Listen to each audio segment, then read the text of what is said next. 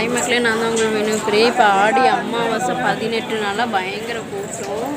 இருந்தாலும் நாங்கள் காலையில் 6 மணிக்கே லைனில் நின்றுட்டோம். கூட்டம் அவ்வளோக்கு தெரியல. இப்போ மணி பார்த்தீங்கன்னா 8:52. எல்லாம் பின்னாடி வந்துட்டுருக்காங்க. அம்மா அப்பா தங்கச்சி எல்லாம் 22 தீர்த்த தண்ணி தெளிச்சுட்டு நெக்ஸ்ட்டு நாங்கள் பொது சாமி கும்பலான்னு சொல்லிட்டு தரிசனத்தில் இருந்துகிட்ருக்கோம்.